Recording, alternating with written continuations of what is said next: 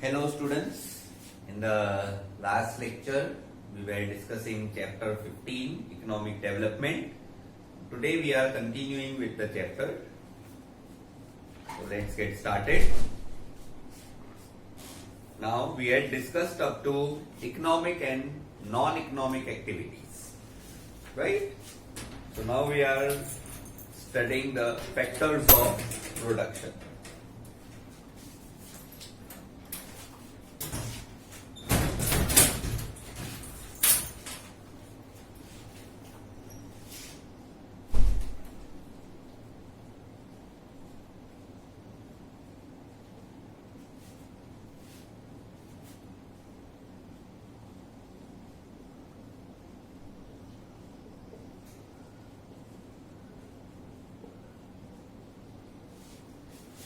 Students, factors of production होता क्या है? फैक्टर्स ऑफ प्रोडक्शन मतलब the things which are needed to produce something. ठीक है. अब जैसे देखिए, इसमें चार फैक्टर्स है. सबसे पहला है लैंड. हमारे सारे एक्टिविटीज जो है वो लैंड बेस्ड है. अब यहां पे in economics land means space owned by businessman. ठीक है. अब ये बिजनेसमैन फार्मर भी हो सकता है. फार्मर खुद चीजें प्रोड्यूस करके बेचता है.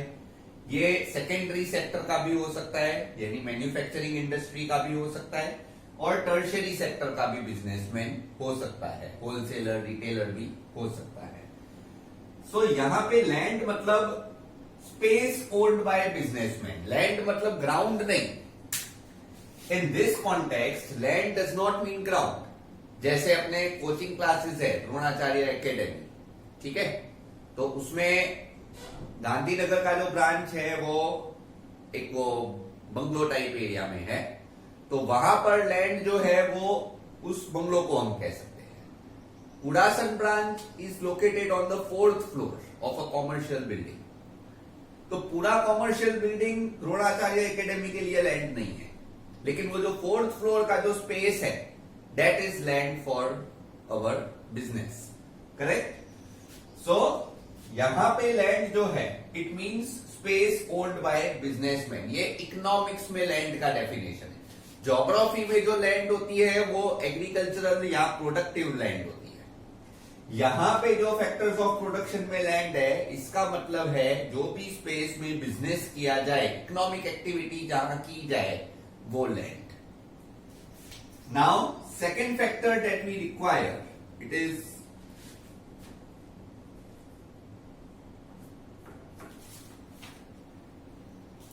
कैपिटल. इसमें क्या है? कैपिटल में man made machinery, wealth and property. ठीक है. कैपिटल जो है उसमें मशीन्स यूज होती है, जैसे फार्मर ट्रैक्टर का यूज करता है. इंडस्ट्रीज में भी लूम्स यानी पावर लूम्स यूज होते हैं.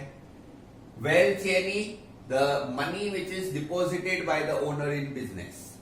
जैसे हमारे बिजनेस में जो क्लासेस की जो स्टेशनरी यूज होती है, ये मार्कर पेन्स यूज होती है, ये बोर्ड्स यूज होते हैं, एसी यूज होता है, ये सब क्या है? ये कैपिटल है. बेंचेस है, दे आर ऑल्सो कैपिटल. तो कैपिटल में प्रॉपर्टी जिसमें बेंचेस और बोर्ड और ये सब आते हैं. वेल्थ जिसमें पैसा जो क्लासेस चलाने के लिए रेंट और ये सब लगता है. और मशीनरी यानी क्लासेस में यूज होने वाली सारी चीजें. ठीक है. ये सब कैपिटल में आते हैं. Third factor of production, it is labour. Labour can be physical और मेंटल. जैसे क्लासेस में मेंटल लेबर जो है वो टीचर्स है, ठीक है, ये दिमाग का काम करते हैं। इसको मेंटल लेबर को हम स्किल्ड भी बोल सकते हैं। क्या बोलते हैं? स्किल्ड लेबर, ठीक है। और फिजिकल लेबर जो है वो अनस्किल्ड होता है, अनस्किल्ड। यानी सपोज क्लासेस में जो टीचर्स को चाय पिलाने आता हो वो अनस्किल्ड लेबर है, जो क्लासेस क्लीन करने आता हो ये अनस्किल्ड लेबर है, ठीक है। उसमें किसी पर्टिकुलर एजुकेशनल क्वालिफिकेशन या स्किल की जरूरत नहीं है। ऐसा नहीं है कि वो लेबर इंपॉर्टेंट नहीं है। अगर चाय पिलाने वाला ना हो तो टीचर्स काम भी ना कर पाए, अगर क्लीनलीनेस ना हो तो स्टूडेंट्स आएंगे ही नहीं, करेक्ट। तो अनस्किल्ड लेबर भी उतना ही जरूरी होता है जितना मेंटल या स्किल्ड लेबर जरूरी होता है। लेकिन स्किल्ड लेबर के लिए एजुकेशनल क्वालिफिकेशन और ट्रेनिंग की जरूरत होती है, अनस्किल्ड लेबर के लिए ऐसी ट्रेनिंग की ज्यादा जरूरत नहीं होती है, सिर्फ एक्सपीरियंस से काम चल जाता है। The last factor of production is entrepreneur. Entrepreneur means owner himself. Owner क्या करता है? ओनर हिमसेल्फ दो चीजें देता है, एक तो अपना टाइम और दूसरा अपनी कैपेसिटी, ठीक है। एंटरप्रेन्योर खुद, जैसे अपने यहां पे कुणाल सर है, अक्षित सर है, तो what they are doing, they are owners himself and they give time and capacity to control land, capital and labour, correct students. Entrepreneur gives his time. Kunal sir है, आपने देखा होगा ऑफिस में रेगुलरली आते हैं, अक्षित सर ऑफिस में चांदखेड़ा में regularly आते हैं। He gives time and they give their own capacity in recruiting the teachers. Teachers को जॉब देते हैं, टीचर्स को वर्क असाइन करते हैं, अनस्किल्ड लेबरर को टाइमिंग्स दिए हुए हैं, भाई ये टाइम पे चाय नाश्ता सब आना चाहिए टीचर्स के लिए, ये टाइम पे यानी ये क्लीनलीनेस होनी चाहिए, उसके लिए उन्होंने टाइम दिया है। कैपिटल का यूसेज कैसे करना है, कौन से क्लास में कितना साइज का बोर्ड लगाना है, कितनी बेंचेस लगानी है, all that is managed by them and the land is prepared by them for all these activities. So entrepreneur का काम है ये तीनों एक्टिविटीज को कोऑर्डिनेट करना, उसके साथ ही अपनी कैपेसिटी से काम करना, ठीक है। ये चार चीजें किसी भी बिजनेस के लिए इंपॉर्टेंट है। कोई भी बिजनेस, कोई भी प्रोडक्शन आपको करना है, प्रोडक्शन यानी यहां पे बिजनेस, कोई भी बिजनेस या ओनरशिप करना है तो उसके लिए ये चार फैक्टर्स इंपॉर्टेंट है।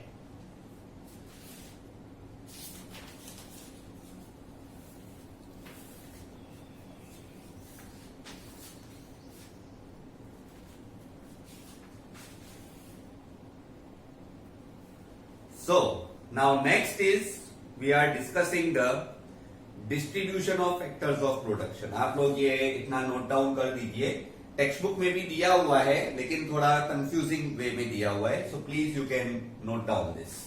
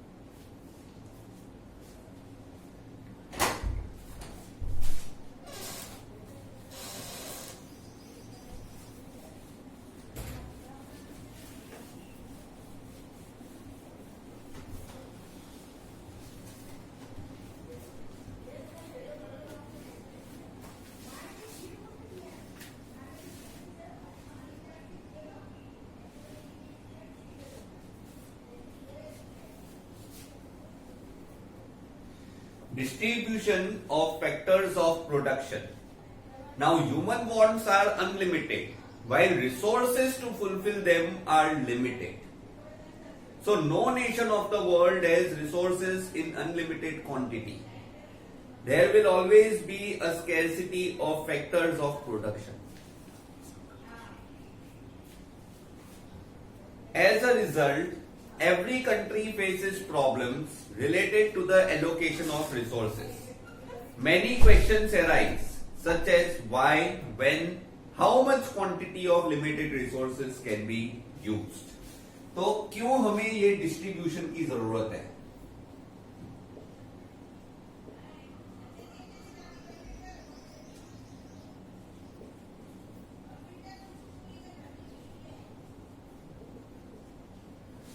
Distribution of factors of productions, right? अब इसमें ये डिस्ट्रीब्यूशन की हमें जरूरत ही क्यों है? क्यों हमें डिस्ट्रीब्यूट करना पड़ता है फैक्टर्स ऑफ प्रोडक्शन को? क्यों कोई एक इंसान without making use of land, labour, capital क्यों इंस्टीट्यूट नहीं चला सकता?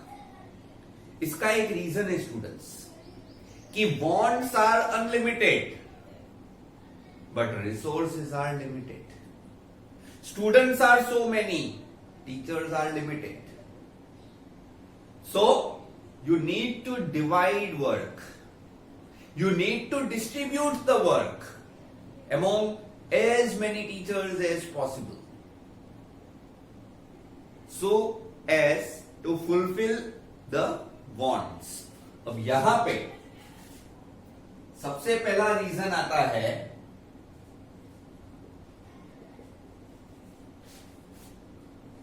Unlimited wants. अब यहां पे students human wants are countable and unlimited. So many wants originate from one want. किसी एक वॉन्ट से बहुत सारे वॉन्ट्स ओरिजिनेट होते हैं. Again I am discussing about our classes. आप एक सिंपल एग्जांपल समझिए. जैसे कि आप इंग्लिश सीखने आते हो मेरे क्लास में, ठीक है? द्रोणाचार्य एकेडमी में मेरे क्लास में, मतलब मेरे लेक्चर में इंग्लिश सीखने बैठते हो. इंग्लिश में when I am teaching you the chapter, ठीक है, आप पहले पहले जब आप ज्वाइन होते हो, पेरेंट्स क्या बोलते हैं? सर इंग्लिश सीखना है. ओके, स्टूडेंट आया. स्टूडेंट क्या बोलेगा? उस इंग्लिश वर्ड को आप एज अ एक वर्ड नहीं बोलते. चैप्टर सीखने हैं, question answers, grammar, writing skills, comprehension, unknown poetry, passage, all these things. So from one want there arise many wants.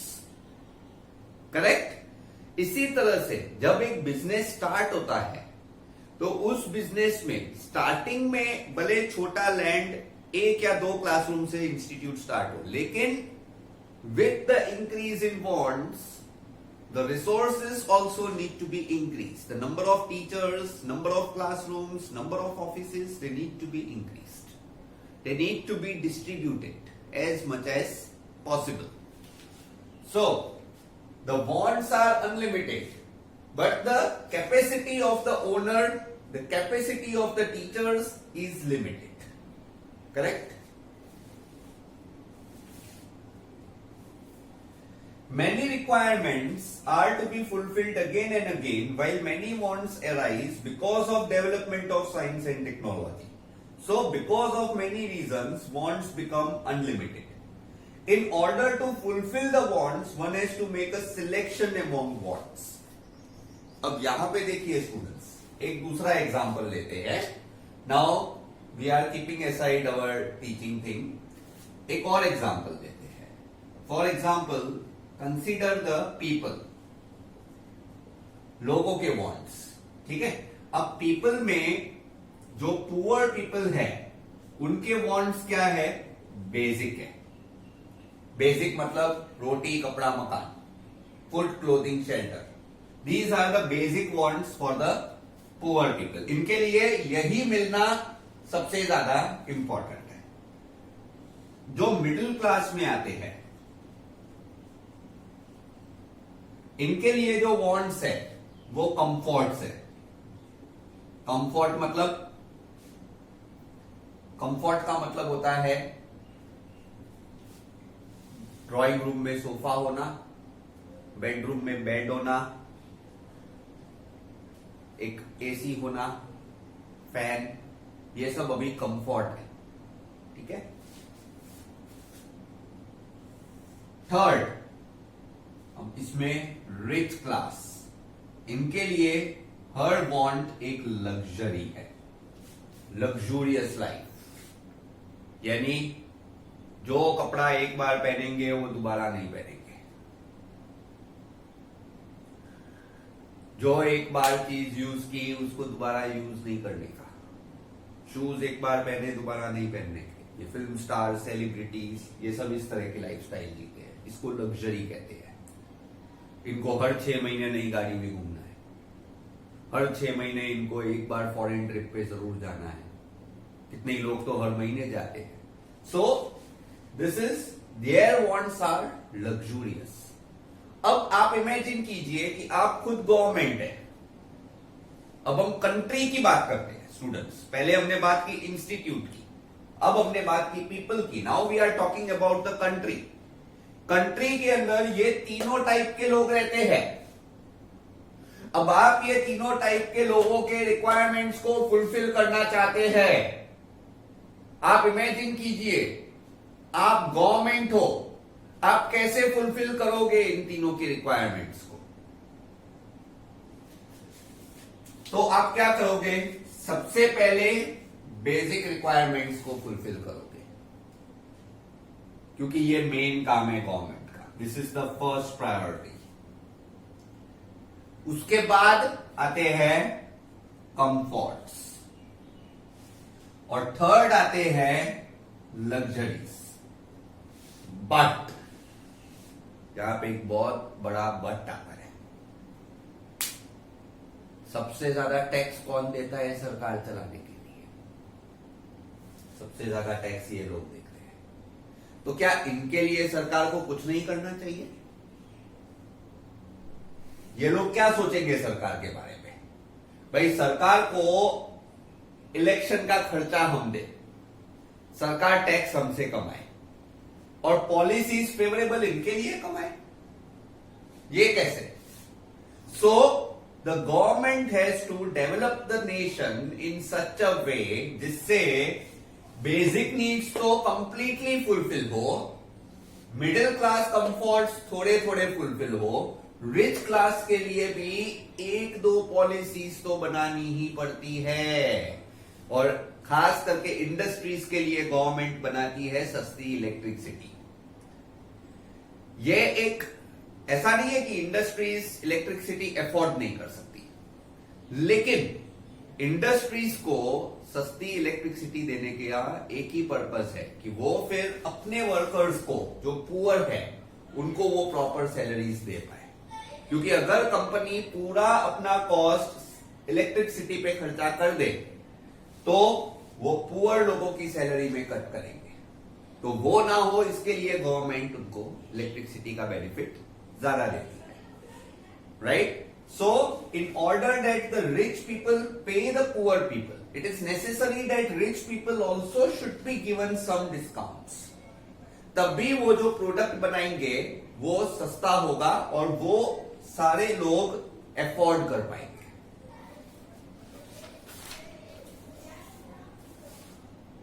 तो ये जो मैंने पॉइंट समझाया, this was second important order. तो सबसे पहले तो अनलिमिटेड वांट्स का आपको पता चल गया। अब ये जो है ये सेकेंड पॉइंट है, ये ऑर्डर ऑफ रिसोर्सेज है। This is the order of necessities. Order of necessities में देखिए मैं आपको रीड करके बताता हूं, आप समझ जाओगे। ये सेकेंड है important order. As the resources to satisfy wants are limited, the individual has to decide which want is more important. He has to satisfy his requirements in order of priority. whichever requirement is more important has to be satisfied early and later on the others. आप लोग ही बताइए, आज कितना भी इंसान rich हो, कितना भी कोई इंसान रिच हो, वो इंसान सबसे पहले तो बेसिक नीड्स को ही फुलफिल करेगा, फिर कंफर्ट्स को फुलफिल करेगा, फिर लग्जरी को फुलफिल करेगा। कोई भी इंसान हो या कोई भी सरकार हो, सबसे पहले बेसिक, फिर कंफर्ट्स, फिर लग्जरी, ये प्रायोरिटी का ऑर्डर है जिसको फुलफिल करना जरूरी है। So you can note down this.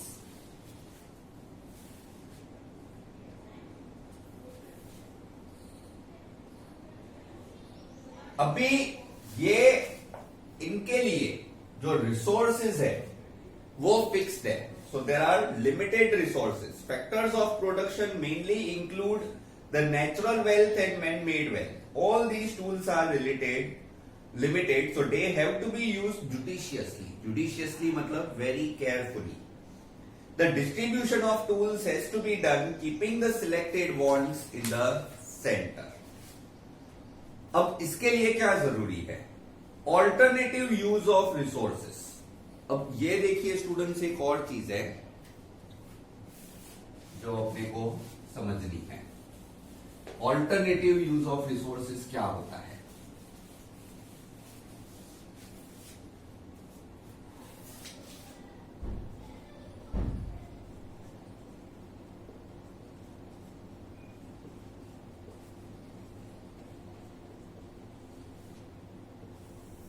Again हम यहां पे लैंड,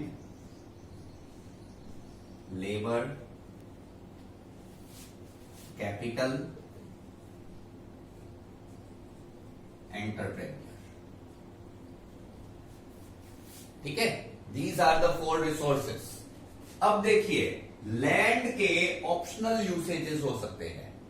अगर सपोज आपने एक लैंड लिया है, सपोज आपने एक जमीन ली है, राइट? अब मैं ग्राउंड की बात कर रहा हूं। Now I am talking about a ground. समझ लीजिए, चलिए ऑफिस की बात करते हैं। अब एक आपने ऑफिस लिया है, तो उस ऑफिस में आप क्या काम कर सकते हो? आप वहां पे बैंक बना सकते हो, आप स्कूल चला सकते हो उस बिल्डिंग के अंदर, ठीक है, आप कोचिंग सेंटर चला सकते हो, या फिर अगर सिर्फ एक जमीन ली है तो आप वहां पे एग्रीकल्चर भी कर सकते हो, ठीक है। लेकिन क्या आप ये सारी चीजें एक ही लैंड पे कर सकते हो? Can you do all these activities on the same piece of land? जहां पे खेती करे वहां पे हम कोचिंग सेंटर लगा सकते हैं? क्या वहां पे स्कूल बना सकते हैं? क्या स्कूल में बैंक हो सकता है? No, it's not possible. You cannot do that.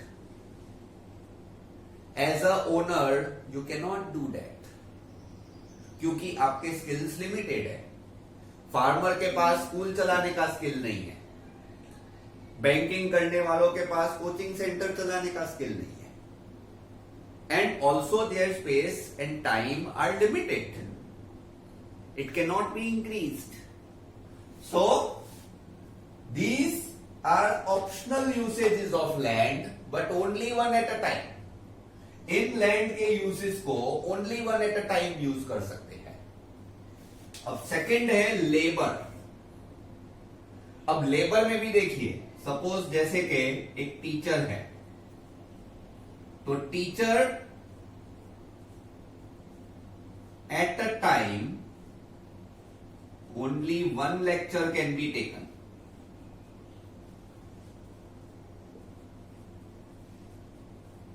ये टीचर का लिमिटेशन है. आज मैं हूं, मैं अभी आपको एसएस पढ़ा रहा हूं, यही लेक्चर में क्या मैं इंग्लिश पढ़ा सकता हूं? Not possible. अगर मैंने यही लेक्चर में ग्रामर स्टार्ट कर दिया, आप क्या सोचोगे? सर लेक्चर एसएस का है कि ग्रामर का है? आपका क्या रहेगा? सो at a time only one lecture can be taken by a teacher. So this is the best example of limitation of labor. Teacher पढ़ा भले 2 सब्जेक्ट सकता हो, लेकिन एट अ टाइम तो एक ही पढ़ाएगा. In the same way capital में अपने मनी लेते हैं। अब money can be use to buy different things, पर एक 100 रुपए की नोट हो, अब उससे आप सपोज एक ₹100 का नोट है, अब इससे आप एक सपोज आप 3 नोटबुक्स खरीदते हो, तो 3 नोटबुक्स ₹100 के हो जाएंगे, ठीक है।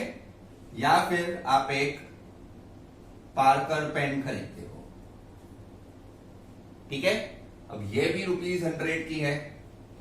So you have to choose कि या तो 3 नोटबुक खरीदो या तो पार्कर पेन खरीदो। हाँ, अगर आपके पास ₹200 है तो आप दोनों ले सकते हो, लेकिन ₹100 नोट से, ₹100 नोट से आप या तो 3 नोटबुक या तो एक पार्कर पेन, आप दोनों चीजें नहीं खरीद पाएंगे, ठीक है। So this is another limitation. In the same way entrepreneur के लिए भी लिमिटेशन है। एंटरप्रेन्योर में भी आप अगर देखने जाओ तो एंटरप्रेन्योर या तो कैश काउंटर पे बैठेगा, ठीक है, जैसे एक शॉपकीपर होता है कैश काउंटर पे बैठेगा, या फिर गुड्स की डिलीवरी करेगा, या तो स्टॉक को चेक करेगा। लेकिन क्या इन सबको एक साथ कर पाएगा? नो। अब इसके लिए बिजनेसमैन क्या करते हैं, खुद ओनर कैश काउंटर पे बैठता है, स्टॉक या वेयर हाउस में एक आदमी को रखता है, जैसे जेठालाल ने रखा है वो बागा और इनको स्टॉक के लिए, गुड्स की डिलीवरी और उसको दिखाने के लिए भी वो एक आदमी को रखना पड़ता है। तो ये entrepreneur also has to divide his work. तो हर एक रिसोर्स के ऑल्टरनेटिव यूजेस है, but only one at a time. Resources can be used but only one at a time, not multiple at a time, ठीक है। तो आप ये नोट डाउन कीजिए।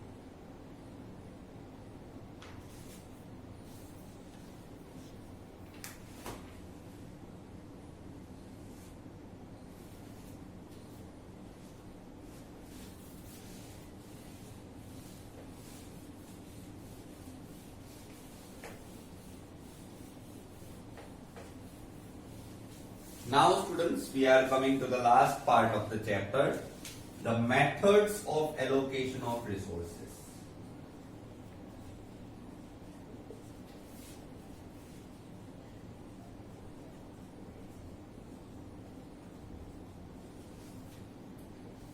अब स्टूडेंट्स, किसी भी कंट्री में जो सरकार है वो रिसोर्सेस एलोकेट करने के क्या रूल्स बना सकती है। अब ये पॉइंट आता है, कंट्री की गवर्नमेंट, अब यहां पे आपको गवर्नमेंट के पर्सपेक्टिव से सोचना है, सरकार किस तरह से रूल्स बनाएगी कंपनीज के रिसोर्स एलोकेशन के लिए। अब इसमें वर्क ऑफ गवर्नमेंट है, तो इसमें सबसे पहला सिस्टम है, सबसे पहला मेथड है मार्केट मैकेनिज्म। मार्केट मैकेनिज्म का दूसरा नाम है कैपिटलिस्ट मेथड और तीसरा नाम है प्राइस मैकेनिज्म। ये तीनों एक ही चिड़िया के अलग अलग नाम है, एक ही चिड़िया के 3 नाम है। आप मार्केट मैकेनिज्म भी बोल सकते हो, कैपिटलिस्ट मेथड भी और प्राइस मैकेनिज्म भी, ठीक है। अब इसमें देखिए क्या होता है, government gives freedom to entrepreneurs in whole country or state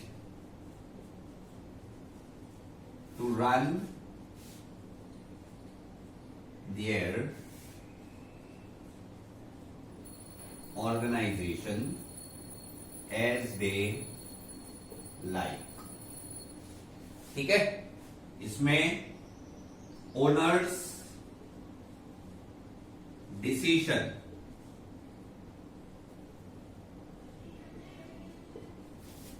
to give salary, quality of product and price of product, इन तीनों में ओनर की डिसीजन होती है मार्केट मैकेनिज्म सिस्टम। ऐसा सिस्टम कौन से कंट्रीज में है? इसके लिए जो दो कंट्रीज है वो है मेनली यूएसए, इसके अलावा जो डेवलप्ड कंट्रीज ऑफ यूरोप है।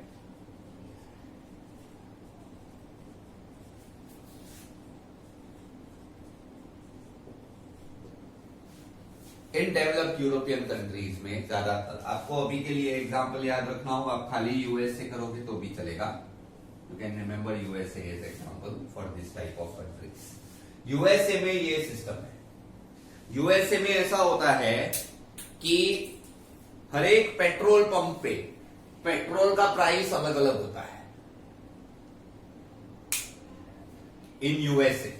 यस, सिटी के अंदर हो, सिटी के बाहर हो, हाईवे हो, कहीं पर भी पेट्रोल पंप हो, हर पेट्रोल पंप पे पेट्रोल का प्राइस अलग अलग होता है। पेट्रोल का क्वालिटी, कलर भी अलग अलग होता है। It depends on the person who is driving the car कि उसको कौन से पेट्रोल पंप से पेट्रोल भरवाना है। अगर ज्यादा अच्छा पेट्रोल भरवाना हो, ज्यादा क्वालिटी वाला, तो ऐसे पेट्रोल पंप पे जाओ।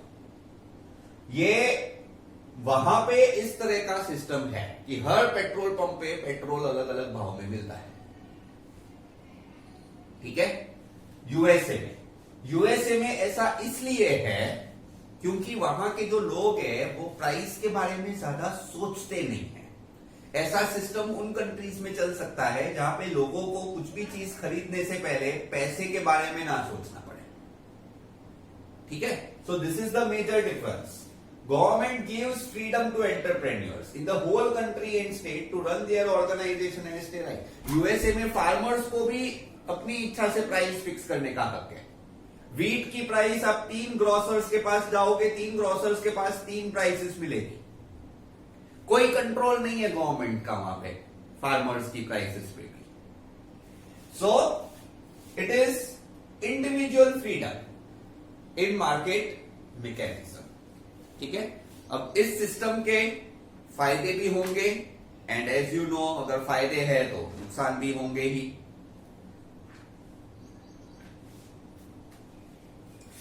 सो let's see this. Market mechanism में government does not have any specific policy and does not play any role in this. Nations like America, Japan, England have made their economic development through market system. Market system is also called the capitalist system. The process of resource allocation is done on the basis of profit scope. Production and related activities, profit is at the center. People invest in those industries where they find more scope of profit. So market is completely free. Government does not have any specific economic policy. It does not play any role in this matter. Competition is playing a vital role. यहां पे competition है, हर एक owner के लिए competition है। Competitive market में owner को अपनी मैक्सिमम प्रॉफिट के लिए उसको मैक्सिमम क्वालिटी भी देनी पड़ेगी। इसीलिए यूएसए के लोगों को हाई क्वालिटी चीजें मिलती है। क्यों? क्योंकि वहां पे ओनर जो है उसको पता है कि मुझे मुंह मांगा कीमत मिलेगी तो वो क्वालिटी भी ज्यादा ही देगा। जो जितनी क्वालिटी ज्यादा देगा लोग उसके प्रोडक्ट ज्यादा खरीदेंगे, उसको प्रॉफिट ज्यादा मिलेगा। इसीलिए सबसे ज्यादा बिलियनर्स, सबसे ज्यादा रिच लोग यूएसए में है। This competition controls the whole market like an invisible hand.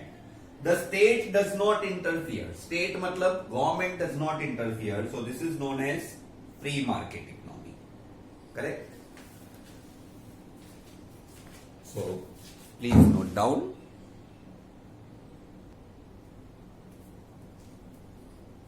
So let's study the features first. The features of market mechanism we have already written over here. Ownership of resources is either individual or private. मतलब इसमें जो owners है या तो एक individual होता है या तो group of private individuals होता है. Profit is the center of all economic activities. इसमें owner का एक ही purpose है, वो है profit. ठीक है? Consumers get good opportunity of choice. Consumers के लिए चॉइस में वैरायटी मिल जाती है। यूएसए में least number of consumer movements है। आपको पता है क्यों? क्योंकि वहां पे चीटिंग का स्कोप बहुत कम रह जाता है। हर एक इंसान अपने हिसाब से प्रोडक्ट बनाता है, हर एक शॉपकीपर अपने हिसाब के प्रोडक्ट्स रखता है और बेचता है। इसीलिए कंज्यूमर को क्वालिटी मिल जाती है। कंप्लेंट्स सबसे लीस्ट होती है यूएसए में, consumer complaints. Government interference is not there. Distribution of resources is based on profit. अब यहां पे देखिए क्या है, सपोज मान लीजिए कोई प्रोडक्ट नहीं बिक रहा है, तो तुरंत ओनर क्या करेगा? उस प्रोडक्ट को बनाना बंद कर देगा, उसका ऑल्टरनेटिव सोचना शुरू करेगा। तो इससे वेस्टेज मिनिमम होती है। There is no wastage of resources. Economic decisions are taken while keeping the prices in mind. इसके बेनिफिट है, economic freedom of individual is protected. हर एक इंडिविजुअल को इकोनॉमिक फ्रीडम है कि उसको जैसा ग्रोथ करना है करे। तो हर एक इंडिविजुअल अपने हिसाब से बेस्ट परफॉर्मेंस देगा और जल्दी से जल्दी रिच बनता जाएगा। Resources are utilised to the greatest extent and efficiently. Efficiency इसमें सबसे ज्यादा प्ले करती है, क्योंकि क्वालिटी बढ़ने के साथ ही लोगों को सैलरीज ज्यादा मिलती है। सैलरीज ज्यादा मिलती है, उससे उनका वर्किंग पोटेंशियल बढ़ता है। एबंडेंट प्रोडक्शन में बी डन। ज्यादा पैसे मिलेंगे तो प्रोडक्शन के लिए मशीनरी ज्यादा खरीदेंगे। इसीलिए यूएसए में इंडस्ट्रियल जायंट्स है। They are having more and more production power. New explorations keep on taking place continuously. Economic development becomes faster. USA में इतना ज्यादा डेवलपमेंट क्यों होता है? क्योंकि वहां पे इकोनॉमिक फ्रीडम है, हर एक को अपना काम करने की आजादी है। Quality of things improve because of competition. This we have already discussed. अब इसके कुछ लिमिटेशंस है, कुछ डिसएडवांटेजेस है। सबसे पहली चीज, because of keeping profit in the centre, तो लग्जूरियस कॉमोडिटीज जो है वो ज्यादा प्रोड्यूस होती है क्योंकि उनमें प्रॉफिट ज्यादा मिलता है। तो बेसिक कॉमोडिटीज का प्रोडक्शन कम हो जाता है। और यही रीजन है स्टूडेंट्स, यूएसए इंडिया से एग्रीकल्चरल चीजें इंपोर्ट करता है। तो स्टूडेंट्स ये एक डिसएडवांटेज है यूएस का। इंडिया से ज्यादा बड़ी कंट्री है यूएसए, लेकिन फिर भी वहां पे एग्रीकल्चर सिर्फ 2% लोग करते हैं। क्यों 2% लोग करते हैं? क्योंकि एग्रीकल्चर में ज्यादा स्कोप नहीं है, ज्यादा प्रॉफिट्स नहीं है। तो इसलिए गवर्नमेंट वहां पे क्या करती है, वहां पे लोगों को एग्रीकल्चरल फूड की कमी है तो वो इंडिया से इंपोर्ट करना पड़ता है। ठीक है, क्योंकि वहां के जो लोग हैं उनको ज्यादातर इंडस्ट्रीज में इंटरेस्ट है, उनके पास पैसा ज्यादा है। अब पैसा ज्यादा है तो वो इंडस्ट्रीज चला सकते हैं।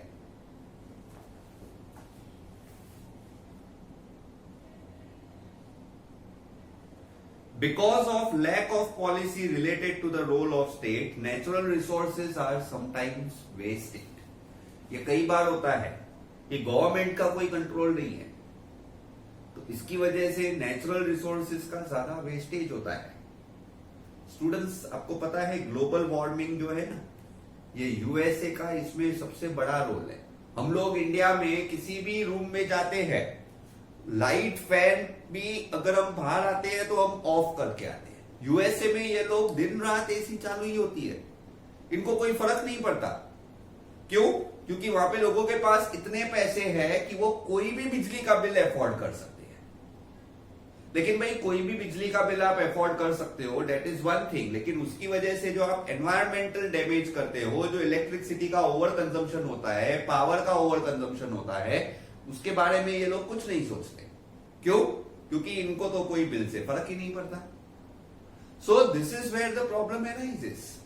So this is a disadvantages of market mechanism.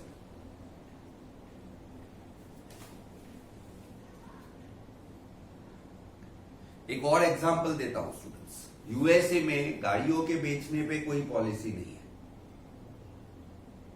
एक एक गाड़ी हर एक के घर में, ये तो सिर्फ एक स्टार्टिंग है।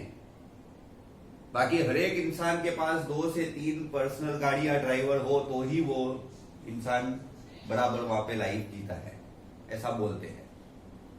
क्या ये नेसेसिटी है? हमारे इंडिया में हम कार में घूमते हैं तो पर फैमिली 1 या 2 गाड़ियां ठीक है, इनफ है, नॉट मोर इज रिक्वायर्ड। उससे रोड पे पॉल्यूशन कितना होता है?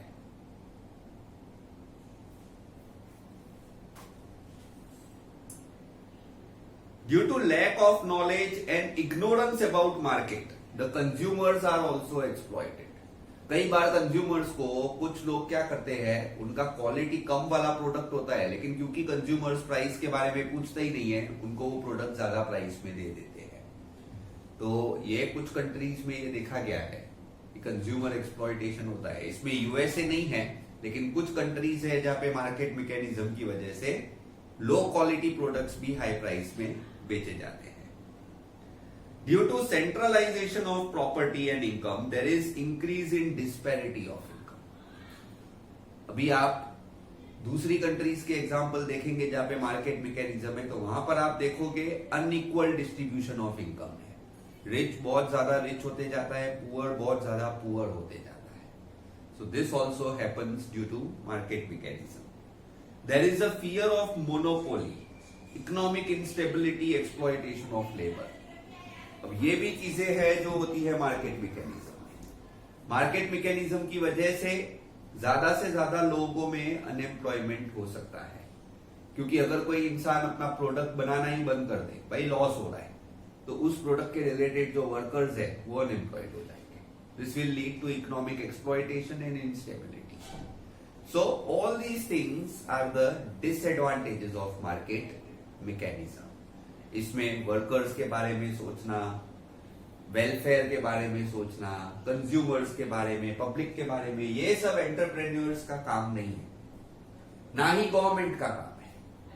तो extreme freedom is also bad. इसमें एक्सट्रीम फ्रीडम दी जाती है, जिसकी वजह से ये सिस्टम के ये ड्रॉबैक्स है, right?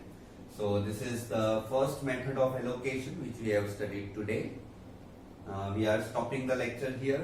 In the next lecture, we will continue with socialist and mixed economy, and we will also discuss some of the important questions of this chapter.